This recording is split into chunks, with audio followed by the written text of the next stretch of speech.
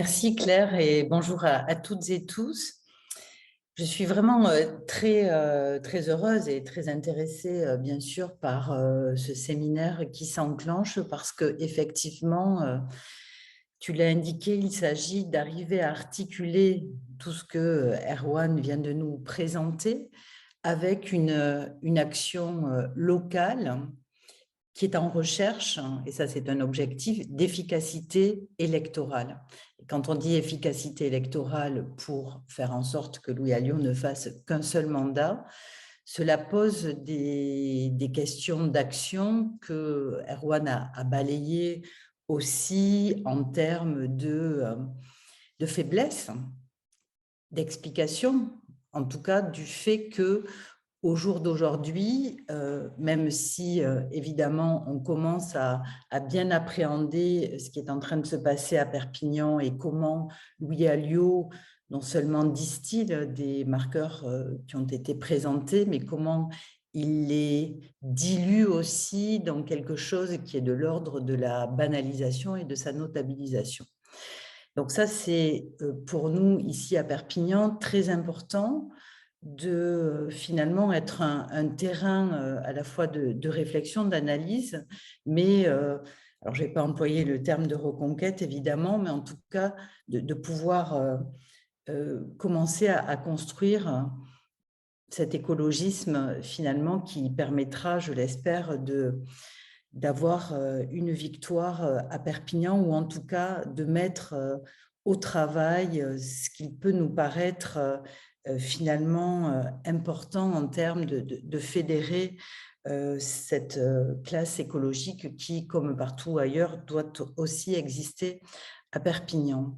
Alors, je vais faire juste en quelques phrases un petit retour en arrière sur l'élection de 2020,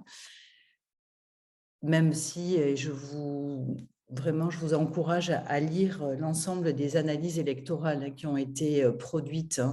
lors de cette séquence électorale, mais aussi le lien et comment en 2022, on met en relation aussi les scores de la présidentielle et des législatives avec le score de la municipale. C'est très intéressant. Donc, il y a des travaux, notamment effectués par Nicolas Lebourg, par Jérôme Fourquet ou David Giban. Donc, je pourrais vous envoyer toutes ces analyses électorales dans une ville qui est une ville très pauvre, hein, 32% de la population vit sous le seuil de pauvreté, mais qui aussi a été historiquement organisée et spatialisée en termes de clientèle électorale. Et donc, on voit aussi très bien comment Alliot, dans ses scores électoraux, a su finalement faire une jonction et est apparu comme une offre d'équilibre que ces mêmes analystes appellent du gitan aux bourgeois, comment il a su mettre en œuvre une stratégie d'équilibre gagnante. Louis Alliot s'est implanté à Perpignan en 2008. Vous le savez, il a un parcours vraiment très ancré dans l'histoire du Front National, très proche de Jean-Marie Le Pen, puis de sa fille Marine Le Pen. Il s'ancre dans une ville en 2008 qui déjà a vu, notamment avec la figure de Pierre Sergent, élu conseiller municipal, député des Pyrénées-Orientales, depuis, et avec un temps fort en 1989, puisque déjà Pierre Sergent y réalisait un score de 29%. Voilà. Donc tout ça pour rappeler que ce n'est pas un accident électoral 2020, mais c'est quelque chose qui s'est construit dans ce territoire. Donc, Louis Alliot est élu en 2020, un rejet très important du maire Les Républicains Jean-Marc Pujol, mais qui donc est finalement dans cette séquence électorale de 2020 la grosse prise pour le Rassemblement national, puisqu'il s'agit d'une ville de 120 000 habitants avec une ère évidemment de centralité et d'influence sur une agglomération, une communauté métropolitaine de 250 000 habitants, ce qui est quand même important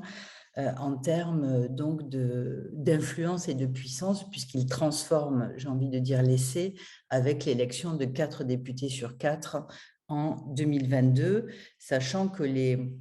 candidates et aujourd'hui députées des Pyrénées-Orientales étaient toutes adjointes à Louis Alliot à Perpignan, hein, et que en termes de vote, d'adhésion, hein, c'est comme si on avait, à travers elle, puisqu'elle n'avait aucune notoriété, et élu Louis Alliot sur l'ensemble du territoire départemental. Cet électorat est très composite, je l'ai dit, puisqu'il est en tête à la fois dans des quartiers très ouvriers, très populaires, mais aussi dans les quartiers très, très bourgeois, là où on retrouve les plus hauts revenus de Perpignan. Il se fait élire sur le triptyque très classique, hein, du Rassemblement national, sécurité, propreté et centre-ville, mais son offre est perçue effectivement comme un équilibre entre les politiques sécuritaires, les politiques culturelle, enfin très conservatrice sur le plan culturel, avec cette dimension religieuse,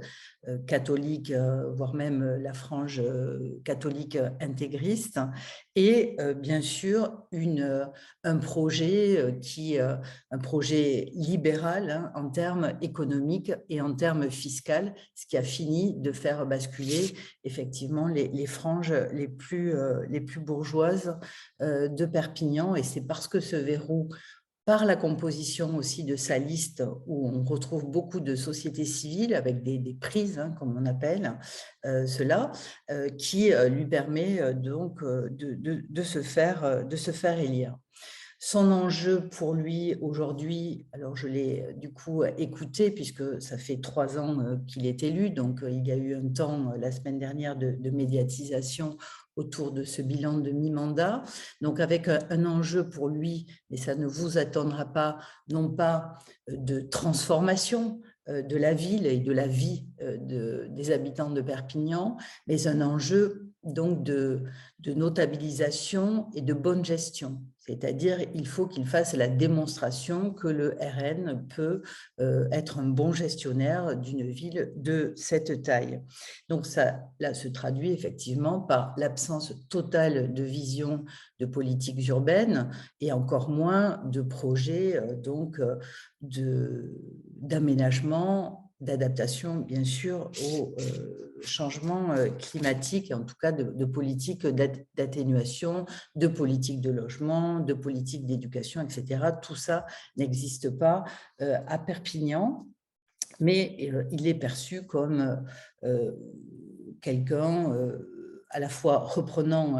les sabots et les pantoufles de son prédécesseur en termes aussi clientélisme, mais quelqu'un qui maintient cette ville dans quelque chose de très, très figé. Mais pour autant, pour l'instant, il bénéficie d'une opinion qui reste favorable. Donc, ce que je voulais prendre pour venir en écho et en résonance à l'échelle de la municipalité de Perpignan, je voulais prendre trois marqueurs, 3 exemples qui me semblent vraiment significatifs de sa stratégie, donc de notabilisation et de bons gestionnaires, puisque le mandat municipal est finalement celui où la banalisation est finalement la plus facile, hein, puisque les compétences et les attentes des Perpignanaises et des Perpignanais aussi se percutent sur ces questions de sécurité, de propreté, et moins sur des souhaits de transformation de cette ville. Donc, le premier marqueur, c'est le marqueur anti-écolo, hein, qui contribue évidemment à ce que tu as indiqué, Erwan, en termes d'écolo-bashing et de clivage. Donc, ces marqueurs anti-écolo sont nombreux, j'y reviendrai. Le deuxième axe, c'est bien sûr la politique culturelle, avec des exemples tout récents et emblématiques de ce qu'il a fait pour l'instant en matière culturelle, notamment le renouvellement de la direction du Théâtre de l'Archipel, qui est une scène nationale, mais pas que. Et ensuite, comment il commence à marquer l'espace public perpignanais, comment il l'occupe, avec notamment tout le champ mémoriel qui est le champ mémoriel de la guerre d'Algérie, enfin le sien évidemment, qui est très univoque et qu'il sait vraiment, comment dire, rendre à la fois une contestation évidemment de la politique mémorielle donc ouverte, ouverte et je pense par exemple au 19 mars, aux commémorations du 19 mars 62, mais comment aussi il va, à travers cette politique de commémoration, parler évidemment aux vivants que nous sommes, hein, aux habitants, et justifier, enfin en tout cas maintenir cette politique qui est une politique de hiérarchisation bien sûr des êtres humains, mais aussi des politiques qui sont, encore une fois, qui attisent les haines et le racisme. Ça, c'est très présent aussi dans la ville de Perpignan. Donc, sur le premier marqueur anti-écolo et qui rejoint le triptyque centre-ville, c'est bien sûr la politique et y compris nationale, hein, mais en tout cas le positionnement du centre-ville gratuit, enfin du stationnement gratuit pour les voitures. Donc, on est là dans une politique de tout-voiture, pas d'aménagement donc pour les mobilités actives et douces. Et donc, ça se traduit, vous l'avez entendu, puisque c'est aussi donc dans la sphère, les revendications nationales du RN, donc très opposées à la mise en place de la ZFE à Perpignan, et qui est un territoire évidemment où la qualité de l'air est extrêmement dégradée. Donc, la politique du centre-ville, hein, la politique du tout-voiture, du stationnement, je pense qu'il faut qu'on arrive à bien, parce que c'est toujours un thème électoral qui plaît beaucoup, hein, reconquérir le centre-ville, le commerce de centre-ville, etc. Mais je pense qu'il faut être très attentif à comment il distille ce message et comment c'est reçu par la population. Il y a bien sûr le refus, le rejet des ENR, mais là aussi, c'est une thématique assez classique dans les rangs du RN, donc je ne vais pas y revenir dessus. Par contre, là, nous sommes rentrés dans le dur, puisque vous le savez, le département des Pyrénées-Orientales est dans une situation de sécheresse extrême. Il n'a pas plu de façon significative depuis juin 2022 et qui s'ajoute à cette 7 années successives de déficit, hein, en termes de ressources en eau. Et donc là, on a vu très vite cette alliance entre l'extrême droite, la droite et la FNSEA, enfin les représentants de la FNSEA et une frange donc des agriculteurs, hein, ce ne sont pas tous les agriculteurs, mais cette frange-là que nous connaissons bien et que l'on retrouve d'ailleurs actuellement sur le débat autour au Parlement européen, hein, autour de la renaturation et de la restauration de la nature, avec le même alignement politique ici, qui donc a crispé, bien sûr, autour des associations environnementales et de France Nature Environnement en particulier, suite à un contentieux que FNE a donc gagné, hein, sur des débits réservés sur un bassin de la Tête, avec donc, au nom de la ruralité, ça c'est aussi un marqueur très important ici, des manifestations qui ont été organisées d'une extrême violence dans les mots, dans la présence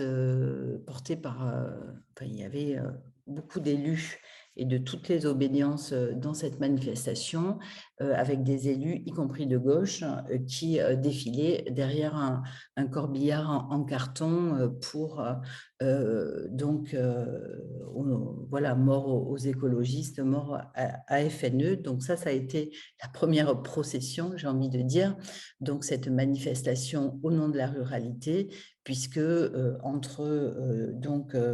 les écologistes qui privent finalement la population et les agriculteurs de l'eau, hein, c'est pas, comme tu l'indiquais, c'est pas le réchauffement climatique, mais c'est les écolos qui font que les agriculteurs ne peuvent pas irriguer. Et que finalement, entre voilà, un agriculteur et un poisson, on savait dans quel camp on se situe. Donc ça a été la première phase pour faire pression sur le préfet DPO pour pouvoir porter recours sur la décision gagnée par France Nature Environnement. Alors pourquoi je précise ça? Parce que voilà, mais ça sera sûrement évoqué dans les séminaires qui suivront, hein, le cycle de la position de l'État est quand même aussi à réinterroger, puisque le préfet a réellement fait appel donc de cette décision.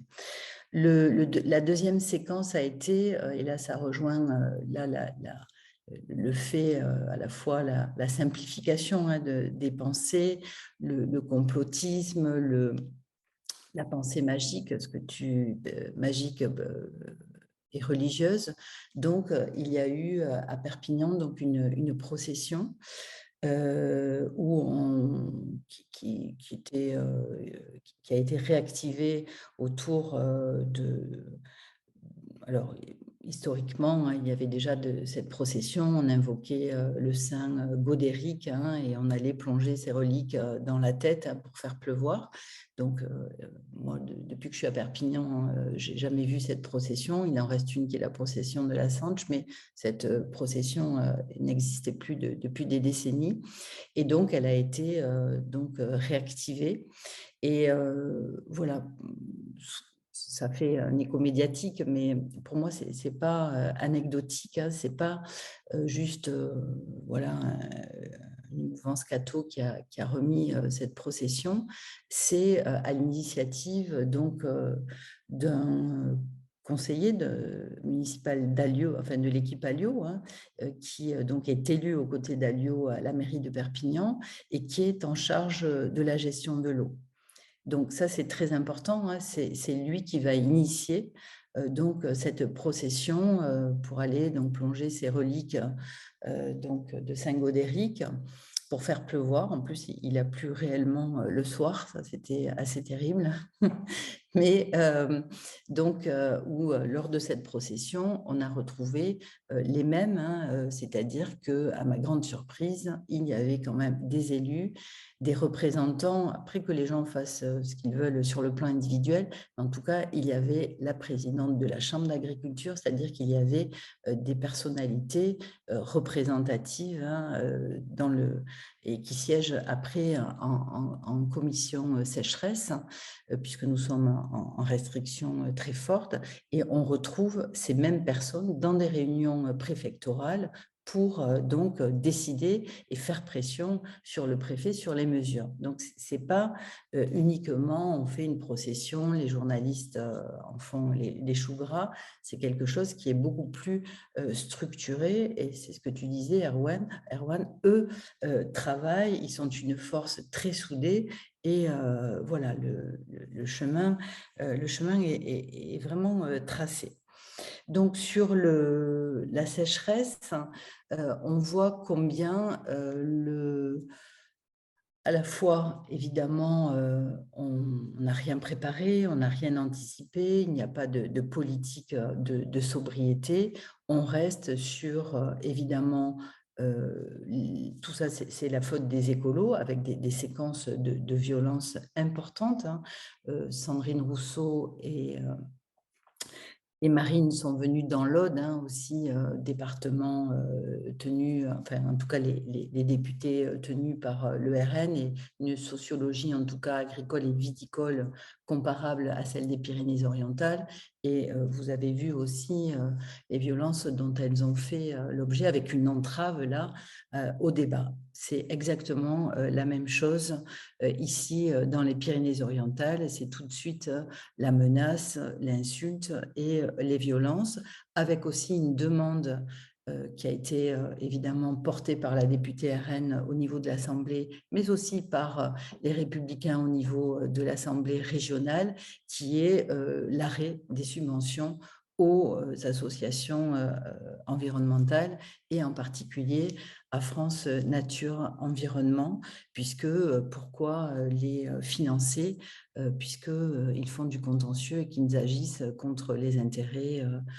évidemment de l'État et des agriculteurs.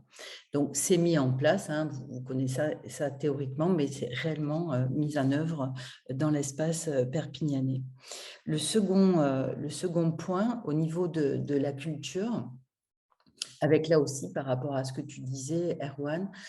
sur la culture, il prend, quand il constitue sa liste,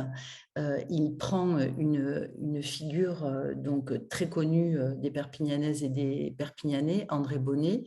qui est quelqu'un qui était a fortement porté les littératures et la culture méditerranéenne, hein, le Centre méditerranéen de littérature, qui avait des actions assez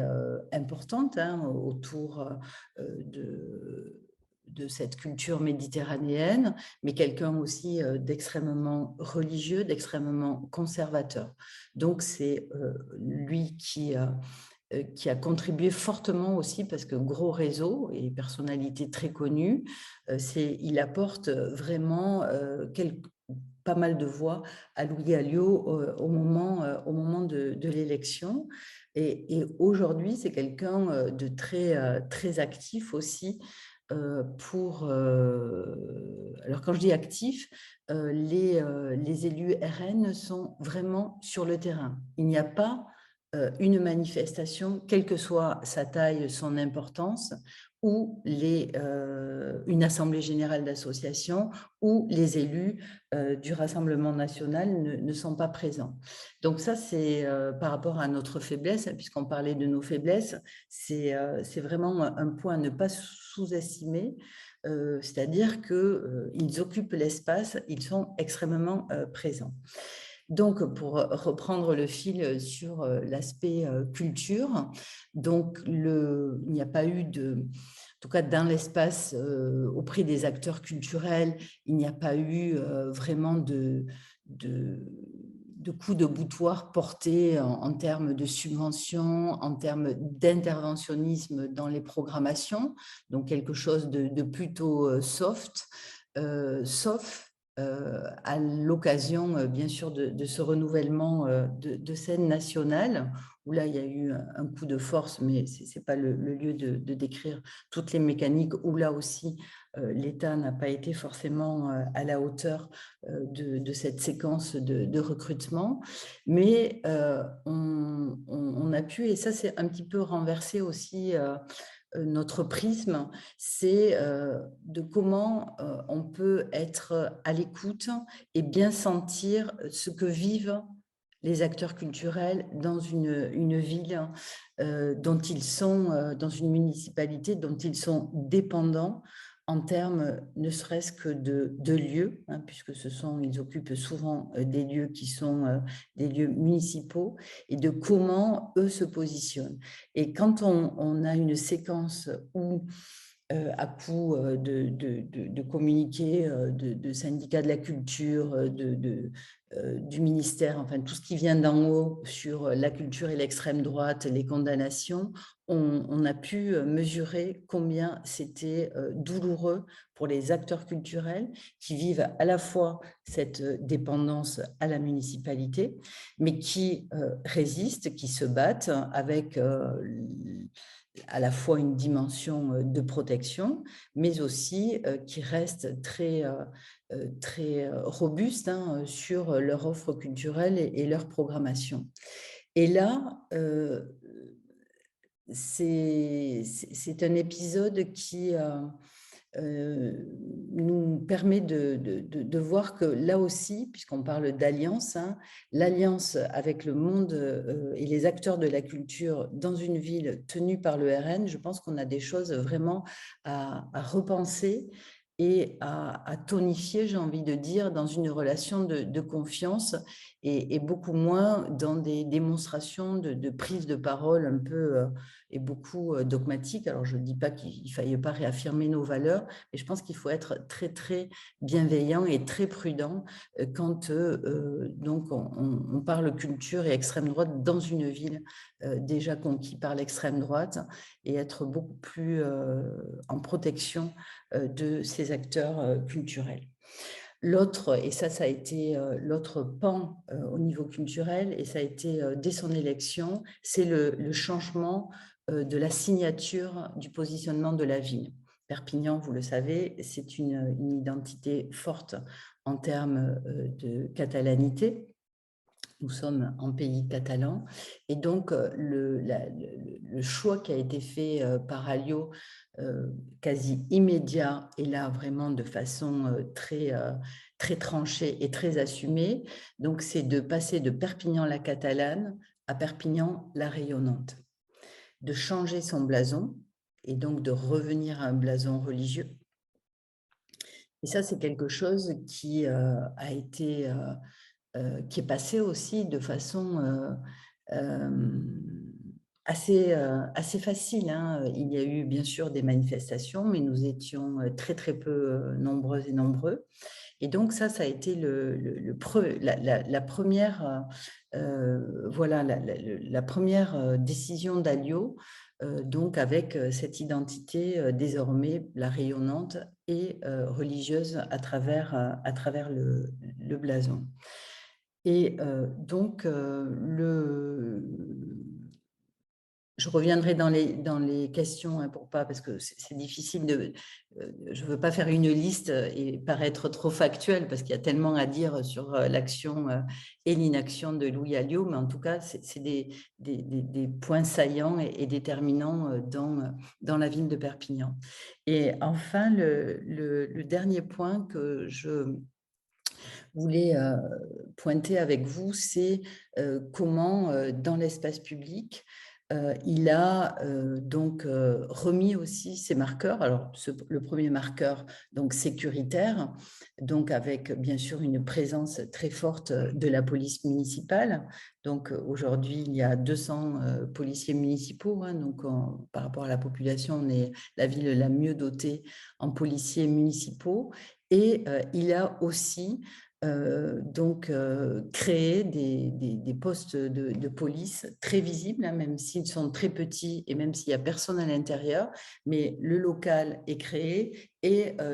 l'enseigne est posée, hein, police municipale. Et ça, il a maillé vraiment la ville de Perpignan avec un exemple évidemment très emblématique, c'est-à-dire que le département avait acheté un bâtiment pour en faire un foyer d'accueil pour mineurs isolés. Et donc, la ville a préempté, enfin, il y a eu le département avait acheté, la ville a préempté, le département a gagné, mais Alliot s'est assis sur cette décision de justice. Et donc, aujourd'hui, ce bâtiment est en contentieux, mais il y a la pancarte, toujours l'enseigne l'enseigne de police municipale. Et là aussi, et ça c'est une faiblesse, je trouve aussi, qu'il n'y a pas eu d'action politique, il n'y a pas eu d'action, voilà, le département a gagné son procès, mais l'enseigne est toujours là, donc on laisse passer des choses qui sont fortement emblématiques pour le présent, mais aussi pour la suite. Sur l'espace public, donc évidemment, ces policiers et ces centres, enfin ces polices municipales, et donc cette mémoire souffrante de la guerre d'Algérie, dans une ville où, vous le savez, il y a à la fois sociologiquement des familles pieds noirs et des familles aussi harkis. Donc ça, il s'inscrit quand même dans la continuité de l'ancien maire, qui était lui aussi et qui se revendiquait comme un nostalgique de l'Algérie française, avec des centres aussi de mémoire et d'exposition. Et là, Alio donc amplifie cette occupation de l'espace public par la commémoration, notamment avec le 19 mars 62. Non seulement il ne vient pas, mais il organise des contre-événements, notamment des expositions, pour rétablir, comme il le dit, la vérité. Et des plaques aussi, avec la plus emblématique, qui est la nomination d'une place Pierre Sergent, qui a fait là aussi, qui a donné lieu à une mobilisation, mais qui n'a pas provoqué vraiment de grands débats dans la ville. Et enfin, vous savez tous qui les faits d'armes et d'exaction de Pierre Sergent, mais là aussi, Louis Alliot continue d'une façon finalement assez tranquille à marquer la ville de son idéologie, sans qu'il y ait de grands problèmes ou de grandes contestations. Voilà pour les faits marquants que je voulais soumettre évidemment à la discussion, parce qu'il me semble que l'on n'est pas encore, c'est ce que tu disais, Erwan, on est assez isolé, on est on est éclaté sur le plan politique et sur le plan associatif. Et donc, moi, ce qui m'intéresse beaucoup, c'est de voir comment on peut, de façon de reprendre à la racine, comme dirait l'autre, comment on peut tisser, retisser et construire et faire que nous soyons peut-être pas majoritaires, mais en tout cas électoralement aussi efficaces. Et de reprendre le fil, parce que là, on vient de clôturer hier le festival Nostramar, qui est un festival qui est porté par SOS Racisme et qui s'est voulu, dès son origine l'année dernière, c'est la 2e édition, une contre-proposition justement de ce que Alio organisait en termes de festival de Méditerranée avec l'axe que je viens de vous indiquer. Et donc, la bonne surprise, c'est qu'il y a beaucoup de personnes, beaucoup d'associatifs, beaucoup d'artistes qui se sont mobilisés. Donc, on se dit qu'on n'est pas seul à combattre, des clubs sportifs aussi, on n'est pas seul à combattre le racisme, mais tout ça ne fait pas encore une force construite et opérante pour pouvoir